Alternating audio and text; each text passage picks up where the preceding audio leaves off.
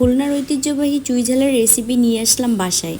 চুইঝাল দিয়ে হাঁসের মাংস বা খাসির মাংস যেটাই রান্না করি না কেন খেতে কিন্তু অসাধারণ হয়। হ্যালো এভরিওয়ান, কেমন আছেন সবাই?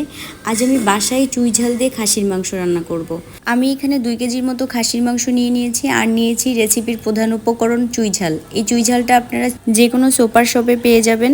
প্রথমে আমি চুইঝালটাকে ছুলে নিব, তারপর এটাকে ছোট ছোট করে কেটে নিব।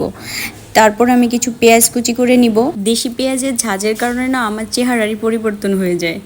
পেঁয়াজ কাটা হয়ে গেলে আমি তারপর মাংসটা কেটে নিব। মাংসটা আমি রেগুলার সাইজেই কেটে নিয়েছি। মাংস কাটা হলে মাংসটাকে প্রথমে ম্যারিনেট করে নিব। ম্যারিনেট করার জন্য প্রথমে একটু লবণ দিয়ে নিয়েছি, তারপর দিলাম পেঁয়াজ কুচি, হলুদের গুঁড়া, জিরা বাটা, তারপর দিয়ে দিব আদা বাটা, রসুন বাটা, মরিচ বাটা আর একটু সরিষার তেল দিয়ে এটাকে একটু সময় ধরে মেখে নিয়ে রেখে দিব আধা ঘন্টার জন্য।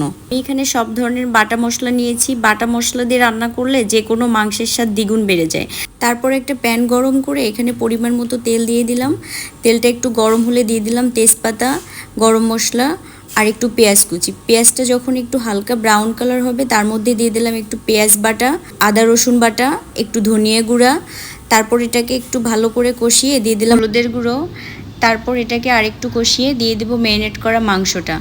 মাংসটা দেওয়া হয়ে গেলে দিয়ে দিব চুইঝালটা। কষানোর শুরুতে যদি চুইঝালটা না দেওয়া হয় তাহলে চুইঝালের আসল যে ফ্লেভার সেটা পাওয়া যায় না। তারপর মাংসটাকে আস্তে আস্তে করে অনেকটা সময় নিয়ে কষিয়ে নিব। আমি এখানে মাঝে মাঝে একটু একটু গরম পানি দিয়ে কষিয়ে নিয়েছি। কষানো শেষ হলে আমি এই পর্যায়ে দিয়ে দিব কিছু কেটে রাখা আলু। যে কোনো মাংসের মধ্যে আলু না দিলে আমার মনে হয় মাংস খাওয়ার তৃপ্তিটাই পাই না। আমার মতো মাংসের আলু কে কে পছন্দ করেন কমেন্ট বক্সে জানাবেন। আলুটা দিয়ে কিছু সময় কষিয়ে দিয়ে দিব এখানে পরিমাণ মতো গরম পানি।